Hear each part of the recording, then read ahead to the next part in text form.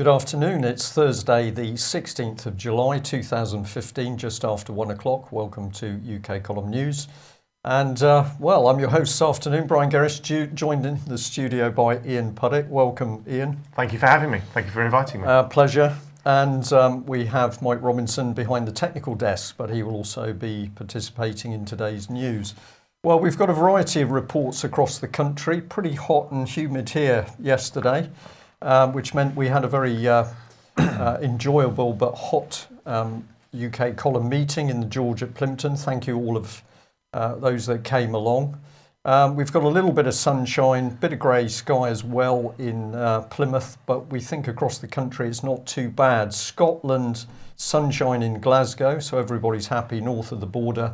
It's a bit overcast in Rhondda. And I think London is a bit overcast as well. So we hope we've got that right. You're in the right place, basically. Lucky me. Yeah.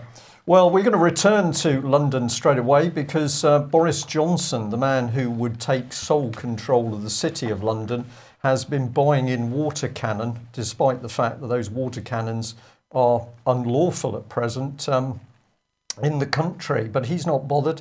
He also says that it's important that the establishment gets medieval on rioters. This is the comment that he actually made, according to the Telegraph. You get medieval immediately on these people, and you come down much harder, and you don't allow a mentality to arise of sheer wanton criminality. That was Mr. Johnson telling members of the London Assembly. Well, if you don't understand his terminology, the Telegraph kindly explains for us, and it says the Mayor's reference to medieval treatment is a partial quotation from a torture scene in the ultra-violent 1994 film Pulp Fiction. And we say to that, well, you should know, Boris, because both the Conservative and Labour governments have been involved in torture and probably still are. This man is very dangerous, in my opinion, Ian. He wants to take sole control of London as a dictatorship, and now we're seeing what's inside him, and it's not very nice. Well, he has immense power. Charge of the Metropolitan Police, so he's able to influence the police, and he's very popular. He's very, very popular. He makes outlandish statements for self-promotion. But one of the biggest statements that he made, which was a complete shock to me, was on the 25th of March earlier this year. He was being interviewed live on LBC Radio, and at 9:16 in the morning, he actually made the statement that Leon Britton was not a child abuser, which begs the million-dollar question: how does he know? How could he possibly know the answer to that either way? But he's prepared to make that statement. But he's prepared to make the statement because he's believed and he's credible. So again, it sends the right narrative, or his narrative, or the narrative of the establishment, out to the masses, because he knows. He's the mayor. He would know. He wouldn't make that statement if he didn't know. And that's the sad issue when people abuse their positions. The power. And of course, many people are deceived by the fact he loves acting the buffoon. So he's jovial, he's a bit silly, he's a bit alternative. And a lot of people think, okay, well, that's the man. No, it isn't. There's something very, very darker behind. Mike? How much longer is he collecting two salaries, Ian? When does he give up his job as mayor? I can't remember the date, but he's basically a part-time mayor, because obviously he spends his time now because he's an MP for Uxbridge. So he's a part-time mayor. There's his own political agenda. There's the political agenda, then his own political agenda. And who are the only people that suffer at the hands of all of this? It's just the people. It's just the average man on the street suffer because he gets to do whatever he wants to do because he's able to. And if the ordinary man on the street decides he's had enough and starts to get angry? Yeah, get angry. It's going to get wet. Right. It's going to get wet. What's the Mayor of London suggesting? Well, we should torture these people. That seems to be what it is. This is just part of a statement from Sky News. He was televised, basically justifying his decision to buy in these second-hand German water cannons, somewhere around £250,000. And he's cockily confident in this interview that he's going to be able to turn over Theresa May, so he gets approval to use them. We've got a one-man dictatorship arriving in the city. And as if by some strange coincidence today, this is another article that the Telegraph printed. Now, this one is being sold with a slightly jokey edge to it. Basically, a Met police helicopter took with one of their very, very sophisticated cameras a picture of Michael McIntyre. So this is the image of him. I think he's got a lady with him who's his press agent. And they then tweeted this out. Now, this was actually picked up. Here's the tweet. Whilst on tasking in central London this morning, we spotted a certain energetic, funny man. Can you guess who? So the Met Police helicopter team seem to think this is great fun. It's amusing. What have they actually done? Well, they've breached somebody's privacy. But what I think is tremendous about this story is they are now demonstrating to the public the sheer power of the technology that they're using. I'm going to say I think this image is downrated because if conditions were good, depending on the height of the helicopter, you would be able to read the text on any document in Mr. McIntyre's hand, should he be holding a document. Supposing he'd just come out of court, for example, he could be holding a court paper. And this camera crew think it's a joke to take this picture. And the other one I'm going to say, with all seriousness, is if this had been a lady, low-cut summer's dress, what would have happened to this image? Would we have seen it published on their Twitter page, or would it have disappeared into their coffee room for a smirk and a bit of smut? So this is a dangerous intrusion of personal privacy. Superintendent Richard Watson said, well, the picture was inappropriate and would be deleted. However, we did a bit of research this morning, and what did we discover? We discovered that they regularly do this. So the Telegraph picked up because it's Michael McIntyre, but here they are photographing another member of the public. The Telegraph wouldn't have picked it up if it was just a member of the public. No, he wouldn't have been interested at all. He's just an ordinary guy. He wouldn't be interested at all. We picked it up. We've already been in contact with the National Police Air Service asking for their justification for photographing members of the public. I have to say their media team was pretty acid. They really didn't want to go into this subject. No. Well, let's have a look at how NPAS spends the rest of public money, because what they've been tweeting out are hundreds of photographs of the sky and the sea and helicopters flying. And what are they really after? Well, they want public support to help them get past 6,000 followers. Nonsense. So this is a dangerous, dangerous breach of public privacy. We've got immature people with very sophisticated equipment spying on us. This is the same mentality that came for you, Ian. Well, I was going to say, I mean, you have touched on this. You've mentioned this, but it really is indicative more of the culture within the organisation. Firstly, there's this magical figure. We need to get past 6,000. Who are they competing with? Is there another rival service? I don't mean a helicopter service, but another department within the police service that have their own Twitter feed, and they've got this little competitive race to get more followers. And is it jobs for the lads and fun with the lads, taking pictures of the public? And sharing them, and they're the ones that they share. What are the pictures that they share amongst themselves for a laugh and a joke that you don't see? Now, it might be a bit cruel or a bit harsh to suggest that, but these are public servants. They're paid with public money to look after us and protect us. They are human. They will make jokes. They will fail. But it's just more indicative of the culture within these organisations, right. And it's illustrated by their behaviour. And many people, of course, say, if you suggest that the authorities in putting up CCTV cameras are doing something wrong, very often people say, but why would they want to do that? What we're seeing here is the very mentality as to why they would want to do it. Maybe immature.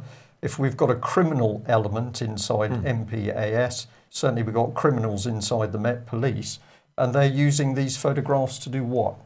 Well, I was tweeting about this last year. There were some stories that appeared in the press that there were mysterious spy planes flying around London, and they were landing. And I actually managed to get the registrations of these actual planes, and I tweeted them out. And what they were actually doing, the Met Police will deny this, is they were using voice biometrics to track people. So literally just by targeting a certain area and listening and using their specialist technology, the people that they're searching for, they can pick up the voice data via telephone calls to spy on them. Yeah. So this is yet another layer. Now, the important thing about all of this surveillance that is in place at the moment, we are told, is to protect us from criminality and increasingly to protect us from terrorism. Well, stay with us in this news today, because we're going to get in some aspects of terrorism which I think will shock people to see the sheer lies and deceit of the British government. But Mike, and the BBC. BBC, of course. Mike, you're picking up on human rights again here, I think. So just a quick reminder about what was said yesterday on this. The Liberal Democrats calling for the Tory party to be stopped from abolishing the Human Rights Act. And I was suggesting, and they posted this image on their Twitter feed, and I was pointing out that, in fact, human rights legislation is pick and choose, no matter who produces the human rights legislation, because it starts from a blank piece of paper. It starts from the presumption you have no rights, and they pick and choose what rights they want to give you. Now, I did ask for some comment, and indeed I got some comment, so I'm just going to give an example of this. So this is one of the messages that I got, and the gentleman says, "Okay, on the face of it, I agree with you about man sitting down and writing down what someone else's rights should be is wrong. However, in practical terms, where do you go when your common law rights are trampled? The corrupt British courts. We know what happens then. Ask yourself why the government is so keen on ridding themselves of the ECHR. Even if they do get rid of it themselves, even if they do rid of themselves of it, there is an older UN version signed up to in 1948 called the OHCHR, which is identical other than the conventions are numbered differently, which, as long as we are a member of the UN, would still stand. So why get rid of the one and not the other?" Well, before we go on to the next bit of this text, I just want to comment on that. And this person is absolutely correct. Of course, the British courts are corrupt. But why do we run off to the European courts just because the British courts are corrupt? If the British courts are corrupt and we know that they're corrupt, we should be doing something about that corruption, not running off to another a power, another authority, which we are then giving credibility to and giving permission to consider itself to be superior in terms of sovereignty to our own British courts. I don't see that is a terribly useful argument. Do anybody else have any opinions on that? Well, what I'd immediately come back with, of course, is that I think there's been encouragement for people to seek redress in overseas courts. So go to the European Court of Human Rights. And as you were saying, what that does is actually leeches the power out of our own sovereign courts. So we shouldn't be going abroad ever for justice, because what does that tell us? If we've got to go abroad for justice, there is no justice in this country. We've got to sort our own courts out. Well, and you've experienced. I've been in and out. I spent the last few years, in and out of court many times, arrested many times by the Counter-Terrorism Directorate. And it's difficult. It's a system that once they chuck you into that system, you just can't get out of it. You can't get out of it because they control the system. So the only way out of the system is either end up in court, and obviously you have whatever eventuality faces you there, or in very rare circumstances they drop the case and you're out. I was a victim of both. I was through it in the first instance, and then it was dropped, so I was out of it. But I was so appalled at what they did to me while I was part of that system that I made a huge fuss, and then they prosecuted me for making a huge fuss, and then I won, which was fantastic. But it's the lack, all of these things, whatever the issues are, always come back to a complete lack of transparency, and more importantly, a lack of any accountability. And they're the issues. Yeah. They're the issues.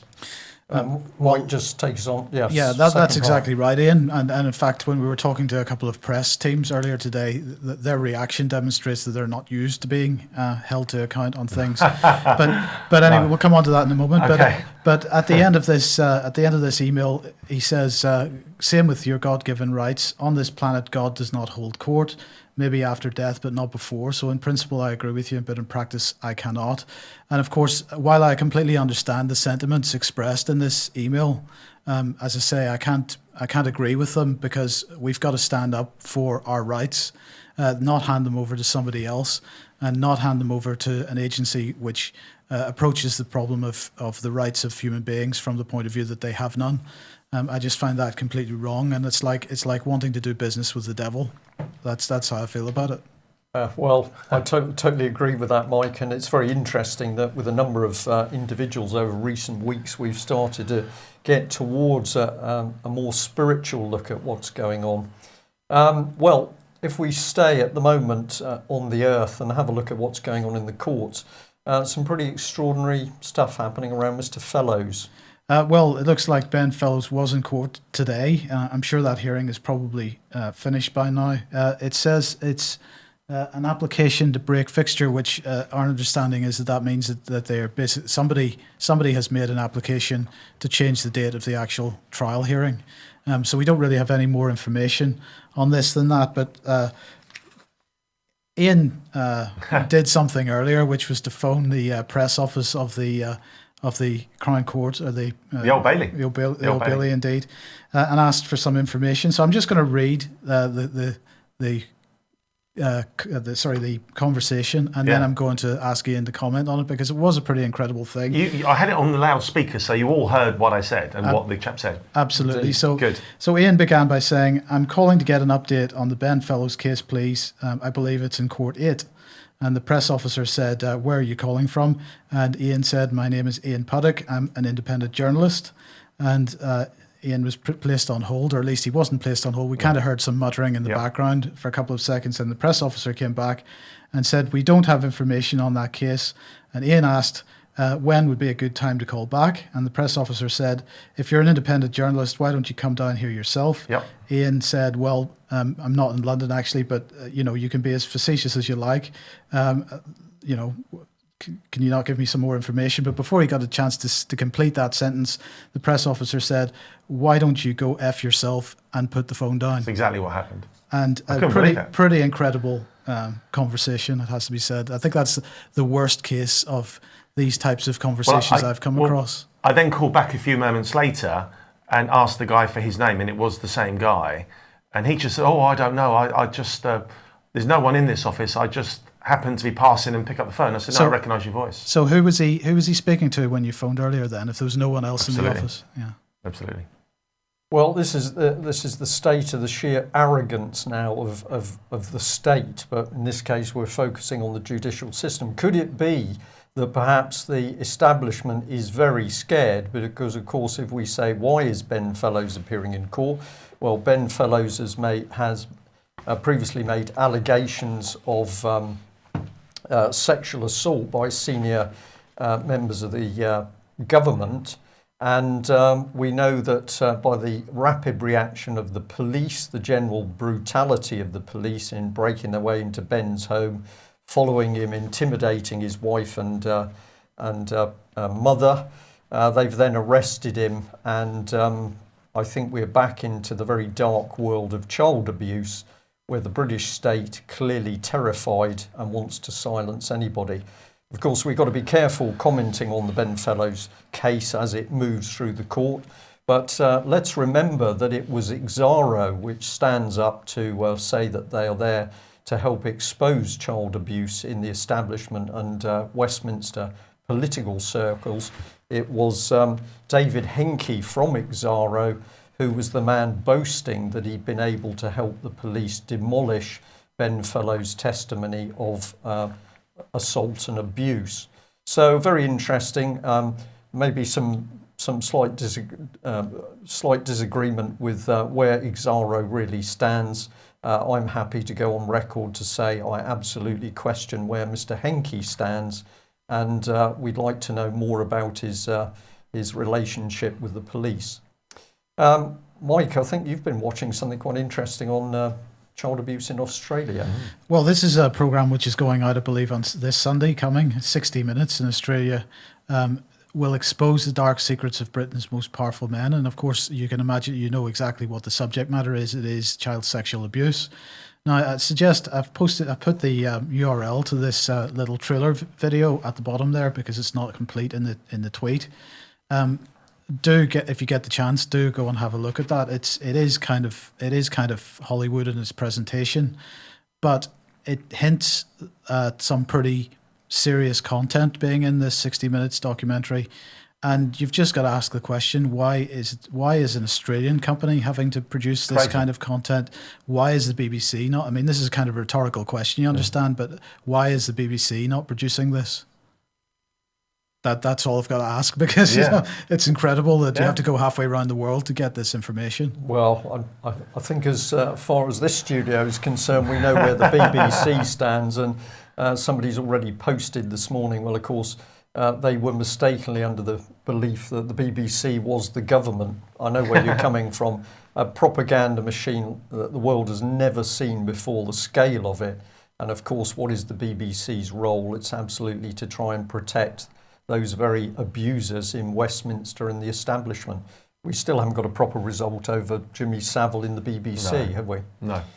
Well, on this subject, let's bring up Ms Goddard, the New Zealand judge, to be paid roughly £500,000 a year to come and tell the British how to deal with child abuse in the establishment. Now, we're not sure how this lady was selected, but it would appear that Theresa May had a big role in it. And we're told that this is the lady that the British public could trust, the child abuse victims could trust. She is going to come in, she's going to leave no stone unturned to get at the bottom of who is abusing children. Well, we don't quite agree with that, because we think that what we're looking at is an obscene multi-million-pound cover-up, in fact the most transparent cover-up in child abuse history.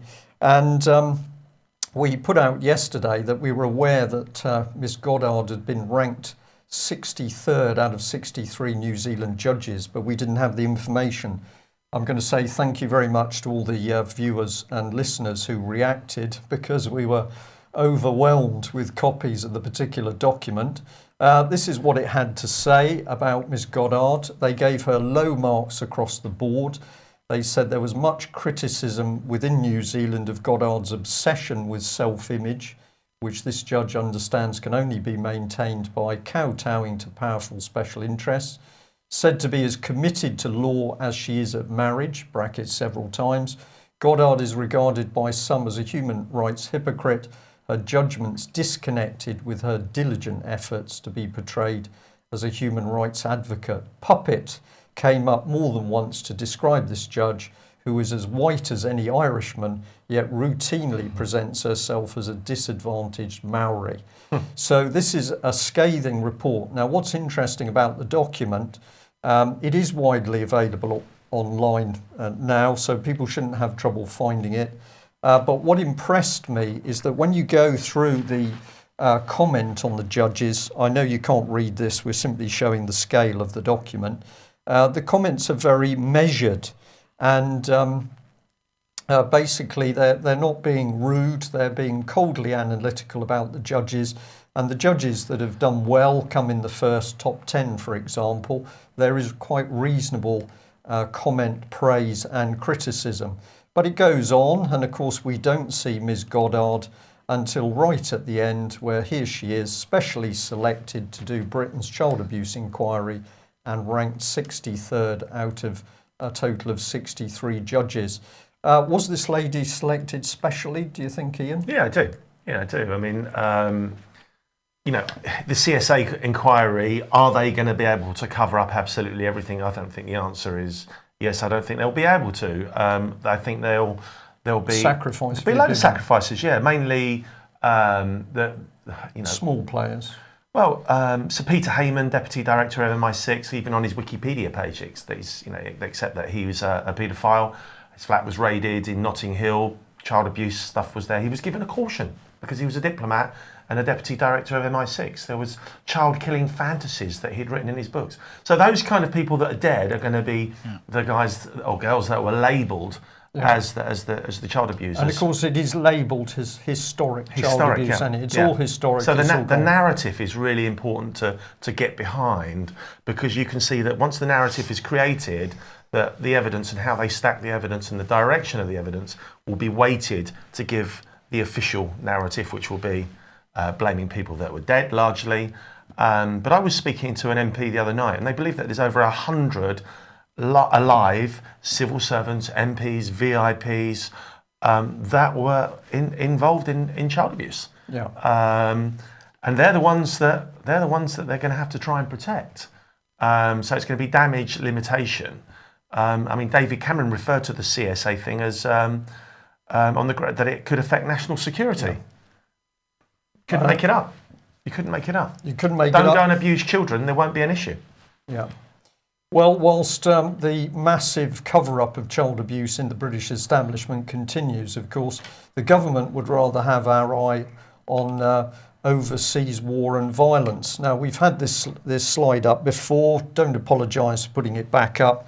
What it is, a little merry-go-round of how the government has created unlawful wars using propaganda and lies, weapons of mass destruction in Iraq, or gas attacks in Syria. What has resulted from that? Millions of deaths, mutilation, deaths in the armed forces. And here we've particularly shown how, of course, those armed forces then betrayed, left jobless, and many of them with post-traumatic stress, left to rot on the streets. Meanwhile, our politicians line up at the cenotaph, giving this wonderful image of deep concern for the country. But of course, we understand what these men really are, because we know their reaction to child abuse is, let's cover it up. But nevertheless, what's happening overseas at the moment is war after war. We're told at the moment we've still got to be very worried about Syria. We should be worried we're going to be murdered in our beds by ISIS or ISIL or Al-Qaeda or Al-Nusra. Changes daily, but it's always, we should be very frightened of overseas terrorism. So we're going to take some of that propaganda apart in a moment. But if we're talking overseas terrorism, of course, UK has been using highly sophisticated RAF weapons, in particular to attack and bomb terrorists in Syria. But we've apparently been having a few problems with some of the planes, Mike. I think that's the case. Well, just one. Of course, the pilot will probably get the blame for this ultimately, but this is RAF Akrotiri in Cyprus, and that's a base being used to allegedly attack IS in Iraq. He came into land, and unfortunately 2 of his missiles just fell off. So interesting that he was returning from somewhere equipped still with missiles, so he clearly hadn't used them, but nonetheless they just fell off. So I guess this is probably puts paid to any notion of useful spending of money on maintenance, at least. Well, it's pretty widely admitted that tornadoes are in a very poor state at the moment, and they're having trouble keeping them in the air. This is all the result of David Cameron's cuts, but pretty extreme if you've got the odd missile or bomb simply dropping off. Bit embarrassing if it drops off on your own runway as well. No. Yeah. Well, okay, we'll just leave it there. That's the state of the Royal Air Force at the moment under the care of David Cameron. And remember, it is only the UK column that has been exposing that senior members of the British military are simply shut out of the decision-making process at the moment. Key military decisions being taken solely by the Cabinet Office under the auspices or under the control of Oliver Letwin and Francis, Mr. Transparency, Maud. Well, what's the reality of what's going on? This is the dynamite document, and it's the Levant report. And in this article, which we say everybody must read, it's talking about the release of an American document that was produced in 2012, Defense Intelligence Agency document. The West will facilitate the rise of the Islamic State in order to isolate the Syrian regime. And you couldn't make that up, could you? Well, you don't have to, because should we just come back on screen? Couldn't make that we'll up. bring it back on screen. This is clearly a real document, and basically what it is saying, it's saying that the threat, we're being told that a terrorist threat is going to murder us all in our beds. No, no, no. This document says that that terrorist uprising was deliberately created in order to isolate Syria. Disgusting.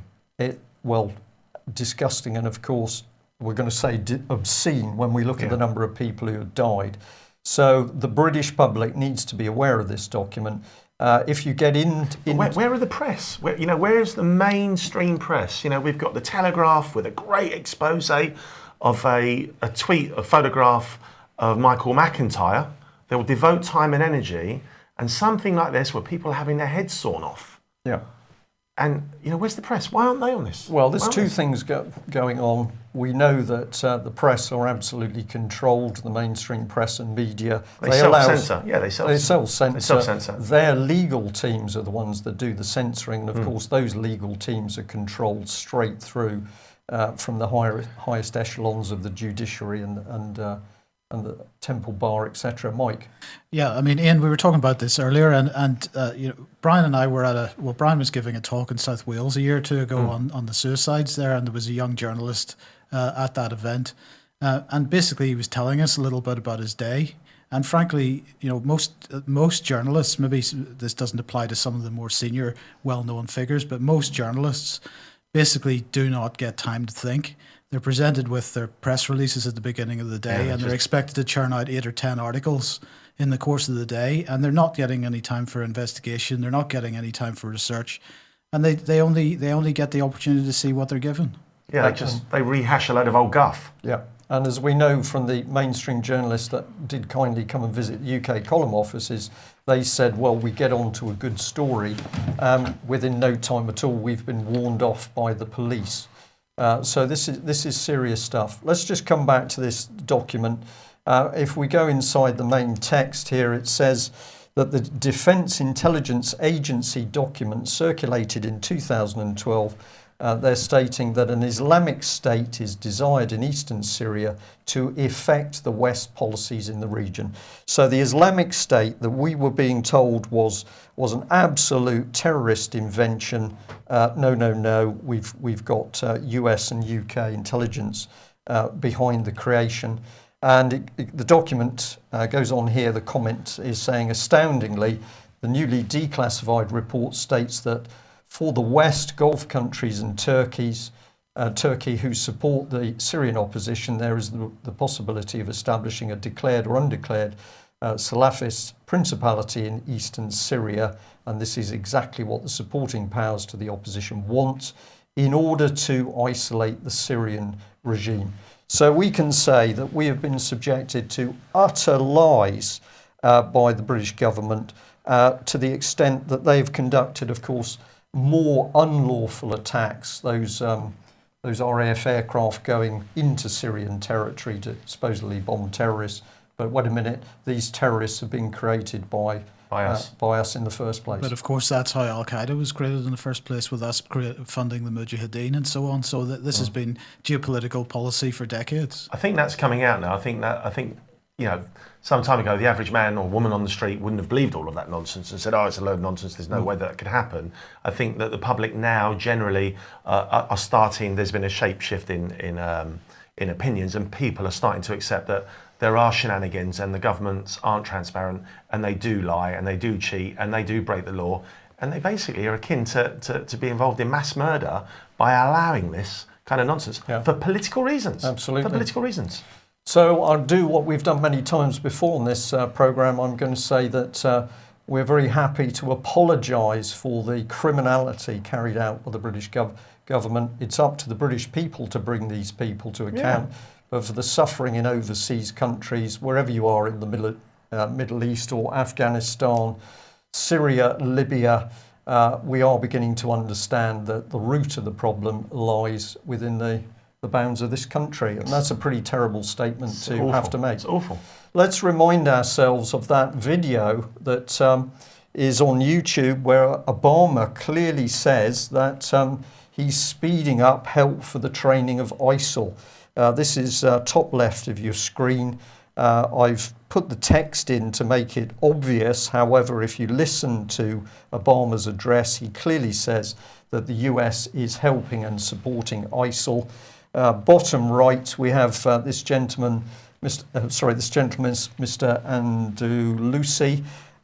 He was working for Her Majesty's Inspector of Constabulary, but he was rooted out of his job because he's expressed support for ISIL at meetings in the evening. So we've got the President of the United States clearly saying he's supporting ISIL, but when this gentleman working for Her Majesty's Inspector of Constabulary says he's supporting it, he's hounded out of his job.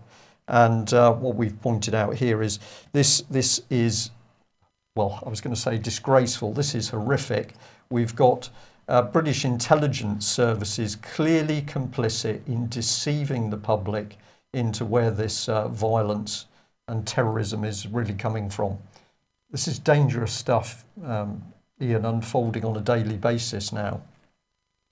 Where does that take us on to? It takes us to this gentleman, Chris Spivey. And thank you for the people who pointed out that Mr. Spivey is having trouble in court. Now, what is this man's story? Well, basically, he started a very, very powerful website exposing what was happening across the globe, global politics, but also taking the lid off terrorism.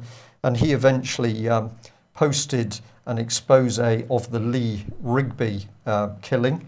And my goodness, the British state unleashed themselves on him in no time at all. So he was raided by the police. He had social services arrive to try and take away his granddaughter. And he's been held in police custody and given a particularly unpleasant time. This is part of one of the original reports from the Southend-on-Sea Echo. It said that he denied 2 counts of harassment and 2 of malicious communication for allegedly posting offensive, here we go, conspiracy theories about Mr. Rigby's death on Facebook and on Chris Spivey's website. Essex police arrested him in July 30th last year after a referral from Greater Manchester Police. This is a bit like Melanie Shaw, isn't it? All the police forces collaborating. And the points which allegedly amounted to harassment include claiming images of Lee Rigby in Mrs. Rigby's home were photoshopped, posting the address of Mrs. Rigby and Ms. McClure, posting photographs of a member of Lee Rigby's family by a Christmas tree, etc. Now, some people may be saying, well, this sounds like this man has been up to no good. Well, if you think that, stay with us and just have a look at this, because we've learnt in the last couple of days that at the moment, District Judge Woolard has refused Mr. Spivey the right to face his accusers in court. So we've got this man held by the police. He's now being dragged into court. He's got accusers, but under British justice, you're not allowed to even know who those accusers are or cross-examine them. This is more of the Star Chamber courts that UK Columns warned about. It's becoming more and more obvious what's going on, Ian. It is. I mean, what I would say, if anyone's looking at this for the first time and just saying, well, that's appalling, he shouldn't be saying things like he shouldn't question the official narrative. That's a terrible thing. And imagine that he did, and imagine he made it up, for argument's sake. The point is that Chris Spivey, as we all do, have what we call inalienable rights. We have rights that you can't give, you can't take away. And those rights are there, they're enshrined, they're there to protect us. And as you can see, but because he's causing, he's basically embarrassing the state by questioning the official narrative, they're taking his rights away. Now, the issue is here, those rights are there for you and I, and if people don't shout and scream about it and make a fuss, the way that the government works, they're not going to come in and just take all your rights away overnight. It doesn't work like that. They come in and it's just little chinks in your armour, and no one questions them, and people make a little fuss and forget about it. But slowly, all of those rights start to erode. So, when you look at this story, think again if you've questioned it, and just say, okay, you might not like what he said, you may question what he said, but hang on, this chap has rights. Let's make sure those rights are enshrined and upheld, because they may face you and I one day. I've certainly had them faced many times. So it's really, really important that they're kept. And of course, they choose the controversial figures in order to make sure that they get as little kickback as possible. So it's only the people that really understand the point that you've just made, Ian, that are going to actually it's so important. Shout out for Chris Spivey, and they choose these controversial cases for that purpose. Yeah.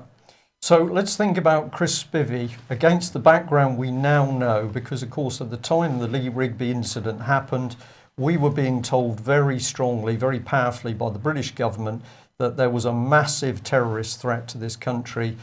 Police, armed forces personnel were at grave risk of being murdered by terrorists. We were going to be murdered in our beds. And what have we just shown on this news programme? We have shown US documents proving that this terrorist body was created with the help of Western powers in the first place. So could it be that Chris Spivey has just got too close to the truth? Let's look at how Lee Rigby has been used by the British press. This is the Mirror, and they were showing a demonstration in London. Very glossy banners here by the Socialist Worker, so a lot of money been put into this demonstration. And the police then saying, oh, some very bad people attended, and we'd like you, the public, to help us identify these terrorists, these domestic terrorists. So here we've got the power of the media trying to get the public to spy on each other on the basis that there's this massive terrorist threat. And it went on to a little video clip.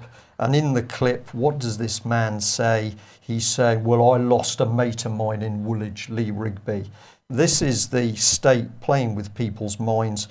We now know on the basis of absolute lies over how terrorism was created in the Middle East. So here's Chris Spivey. Well, of course, he's got a lot of tattoos. He looks like a tough guy. But if we read what he has to say, under the rule of the 1%, we are slaves. Love, harmony, understanding and mutual respect are the keys to free us from these chains. Well, this doesn't sound too threatening. No. So a man who's talking about love, harmony, understanding and mutual respect, but he's a pretty good researcher, well, he's going to be taken into a court and he's not allowed to cross-examine his accusers. Disgusting. It's disgusting. So we'll stay on the case of Lee Rigby. We just remind ourselves about that murder. At the time, we had put up Chris Spivey because he was already experiencing threats and harassment from the police. And we pointed out that, of course, the lead constable for Essex, Chief Constable Stephen Kavanagh, was an interesting man because he was standing together against domestic abuse, apart from child abuse, it appears. But let's have a look at his background, because this man is a professional. He has been absolutely part of the very security services we now know are lying. And he's been in every organisation connected with that, it seems to be going. So is this an independent police officer, or is this man a tool of special services, secret services, do you think? Yeah, he'll be what's described as a safe pair of hands, so he can be relied upon to find whatever they need to find, if that makes sense. Interesting. I just noticed on the screen that he was involved with the London Gold Command, and if you just Google London Gold Command, each police force has its own special branch teams. And the special branch teams liaise with the security services. And I had a friend that actually worked for them on the Gold Command, who's ex-special branch. And listening to how it works and the things that they would get up to, they would regularly break the law, but they're not subject to it because they are literally above the law, because they're not accountable. So when they break the law, you don't know. So they can do things and get away with it. And it's a self-perpetuating culture, but because if you can break the law and get away with it once or twice, but you can do it a third time, you can do it a fourth time, and then it gets embedded into the culture, and that's how it operates. And away they go. And I'll say two things, is that we look at the list of organisations there, we've got this massive state surveillance, counter-terrorism security operation. They can't identify a single paedophile loitering around the Houses of Parliament. of course, utter nonsense. These are we're not saying that Mr. Kavanagh is in person, but these bodies must take responsibility, of course, for the cover-up of the child abuse. I think they're good at catching pickpockets, though. Okay, right, well, yep, well done. No answer to that. So we just dig in a little bit more. We're recapping, but remember that we're having a look at what we were told about the Lee Rigby murders, now knowing that British and American security services have helped create the terrorist threat in the first place. So this was Sky, Lee Rigby, MI5 under scrutiny. It says a year-long investigation into the killing of Fusilier Lee Rigby will present its findings today and will largely clear the security services of any wrongdoing. Well, okay, that's fine. Well, we would be pretty confident they were going to be cleared because, of course, here we've got Malcolm Rifkin, who at the time was chair of the Select Committee. And, oh dear, what happened to him? He was sacked for, what's the word? Fiddling. Fraud, was it? It was great. It was great. He was basically completely busted. I think it was the Defence Intelligence Committee that he was. That's right. Yeah. He was the chair of. So the man who would have been defending his operation, we were all truthful and well behaved, is later sacked because he's involved in dodgy dealings over companies. We're going to leave, if we can. We're going to let the news run because we've got a few items to finish and. I think that we're getting in some really serious stuff today, so we'll carry on going if you're happy. Very happy to, yeah. Very. Okay. Well, let's come back to what the press told us about Michael Adebolajo and the other gentleman in this incident, because if you look at it with a little bit of hindsight, it's fascinating. They knew each other at Greenwich University. But of course, their background shows that they were perfectly reasonable people. So this gentleman here was friendly with the Lance Corporal Kirk Redpath. Unfortunately, that soldier was later killed in Iraq. But they were friends. There was no animosity or hostility. But then we start to get sniffs that this gentleman was recruited by MI5 at university to infiltrate Muslim groups. And of course, we're still hearing about the security services trying to recruit these sorts of people. And it appears that he was sent to work for Al-Qaeda in Somalia. Now, that would have been perhaps unbelievable a couple of years ago, except we now can say, well, of course, if Al-Qaeda was part of our own security services operation, it's perfectly feasible this man could have been sent there. He gets arrested in Kenya under suspicion of involvement in a CIA Al-Qaeda plot. Well, that's sounding even more plausible now, isn't it? Yeah. We've got President Obama saying we helped set these people up. And the family claim he was tortured. Well, does the British government get involved in torture? Absolutely. Labour government, Conservative government. Rendition. So what the family is saying makes sense. He was pestered by MI5. He even contacted a lawyer trying to stop MI5 for harassing him. And then if we come from Michael Adebowale, he apparently becomes involved with Nigerian and Somali gangs. He goes into Feltham Young Offenders Institution. He converts to Islam, and apparently they say at this point they saw personality changes. Well, how about this? Because there was an article in the Mirror, and it says gang member and drug dealer. He was radicalised while he was actually in that institution. Well, how did that happen? But what did the Mirror do? It pulled the story down, because I think this story gave us another clue that this man was targeted while he was actually in an institution. Then the BBC did a sort of story on it, and they did actually mention MI5 harassment and MI5 sponsoring torture of this man in Kenya. Is that possible in my book? Absolutely. And then we all end up at Southwark Police Station, and of course we've got Malcolm Rifkin, the man who ends up trying to defend it. We've got allegations of torture and the fact that both these men have been turned by British intelligence, and Rifkin defends them, and then he's sacked. It's when you look at it with hindsight, it's just in your face. And we just show that report again so that people... Again, where are the investigative journalists on all of this kind of stuff? You know, the official narrative is really easy. There are bad people out there trying to do bad things to us, and the security services and the police are there protecting us and keeping us safe. It's nice and simple. We can relate to that. We can all follow that, and we can all subscribe to that. And then we find out, actually, that's not quite true. That's not quite true. We're actually involved indirectly with supporting and creating and funding these thugs and these murderers and these killers by psychopaths.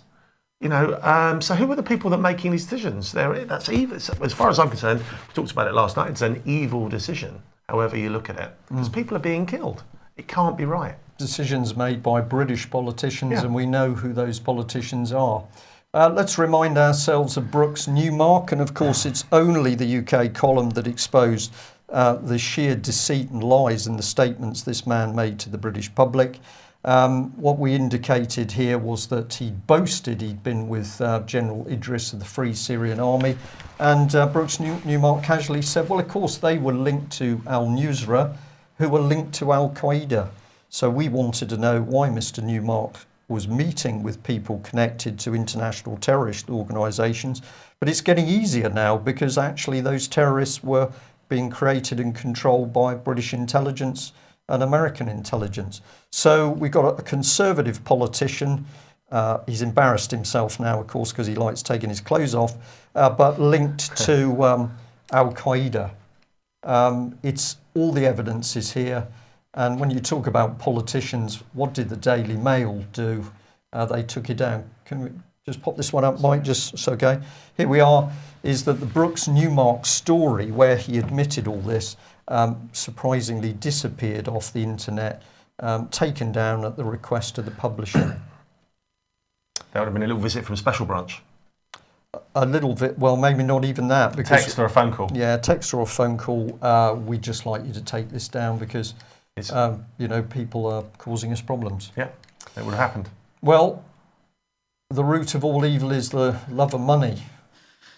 Yes, well, the traitorous deed has been done, and the Greek Parliament has accepted this ridiculous suggestion from the EU that by the Greeks borrowing more money, that's going to solve the problem. So there you go. Another 86 billion euros is likely to be sent over to them pretty soon, and in return, they've got to adjust pensions. They've got to adjust pensions. Got to sign over for their assets as well, I believe. Yes, absolutely. They are indeed. So higher VAT, overhaul of the collective bargaining system, measures to liberalise the economy. This, of course, is an IMF term, which means destroy, and tight limits on public spending. So that means sacking all the people that they rehired in the public services again recently, and making sure that they then have to survive on their parents' pensions, which of course have just been cut. And as you say, they are absolutely asset stripping the nation. No more to be said on it. It's just sheer treason, in my opinion. But it's not all bad news, because Martin O'Malley, who is standing for the presidency for the Democratic Party in the United States, once again highlighting his support for splitting the banks up. This is really what needs to be done. And as we have said many, many times, the levels of debt that are being carried on this planet, never mind Greece, forget Greece, small fry, on this planet as a whole, it is unrepayable. It is such an order of magnitude greater than the global GDP and productivity of this planet that it can never be paid. So the only way to deal with this problem, really, short of tearing down the entire system and starting again, is to split the banks up, protect the services that you want to protect, and let the casino banking collapse in on itself. Just write off all that debt. So he has absolutely been supporting. In fact, this is really the main ticket that he's running on Wall Street, and so he's. One of the reasons that he's running, he's saying, is because he wants to really put pressure on Hillary Clinton, who's got to be seen as the front runner for the Democratic Party. And he wants to put pressure on her to get in on the debate on Glass-Steagall. And he wants both Clinton and Jeb Bush to get on in this, in fact. And he also wants to sit down with Elizabeth Warren, who has just put the legislation into the Senate last week to bring back Glass-Steagall. But in fact, there's now a sister bill has been put into the House of Representatives as well. And what's interesting about this is that it contains pretty much the same language as is used in the Warren bill in the Senate. And what that means is, in fact, the process for getting this through can be a little bit shorter because the text is the same in both bills. So this is another positive development in the States pushing in this direction. How far it gets depends on what kind of support from the public that it gets, but hopefully we'll see that progress. And then finally, the final thing that I wanted to comment on today was the Congress in the United Nations Congress in Addis Ababa, financing for development. This is a absolutely UN Agenda 21 conference. They're talking about IMF-style, World Bank-style financing for Africa once again, which of course means more asset stripping and more people dying as a result. And, Ban Ki-moon saying that a successful outcome is crucial for building trust and momentum towards the adoption of an ambitious post-2015 development agenda. But what are they talking about? Sustainable development, all the usual buzzwords around the Agenda 21 stuff. And what I'm going to do immediately after this program finished is to replay the little speech that Thomas Sankara gave at a previous Addis Ababa event, where he was basically pointing out that the issues that African nations face over the debt and the fact that the debt is unrepayable. This speech absolutely has relevance to what's going on in Greece and what we all face with the amount of debt that we're all carrying at the moment. So I would ask everybody to spend the 15 minutes and watch that after we finished here today, and just remember that what he said in that speech is pretty much what ended up with him, causing him to be assassinated a few weeks later. Yeah. Mike, thank you very much for that. Well, we're really getting to grips with deep politics at the moment. British public is being distracted on all sorts of minor issues at home, while the deep issues of child abuse, which of course could and indeed should bring down the British government, those are being swept under the carpet. I did want to bring in just a small point there while we were just talking about Greece and the banking, that initially, I know they've had various bailouts, but when the banking crisis hit in 2008, 2009, the banks were bailed out to the tune of, in the first tranche, of 300 billion. So they got that money and were asked to reform, but the reforms that they were asked to make were tiny. They were literally tiny reforms, and they're still gambling, and there's still casino banks doing crazy things with money. And what was interesting, so the banks got 300 billion with tiny reforms, yet Greece got 260 billion with virtually massive reforms. And it just the lack of fairness that the banks could continue as they pleased, yet the Greeks literally didn't have that choice. And as we see, they didn't have that choice, and they still don't have that choice, and it's continuing. Yeah. So I mean, they're never going to be able to repay that debt anyway. They know, the IMF knows that. They've stated it themselves. The aim, Ian, is to take control of the country, which that's virtually been achieved now. And Michael Portillo, we understand, allegedly has been saying, well, actually the same could happen in Britain because our levels of debt are roughly equivalent. I think that's the case. Yeah, we've got the highest amount of debt. There we are. We'll end today. Thank you very much for joining us in. It's been a pleasure. We will be back same time tomorrow, 1 o'clock. Please pass the word out. Tell people about what we're reporting. That's why we do it. Tweet it, email it, shout, tell a friend. And if you think you can support the UK column by taking out a subscription or giving us a donation, we do need your support and assistance. Thanks very much. See you tomorrow. Bye-bye. Bye-bye.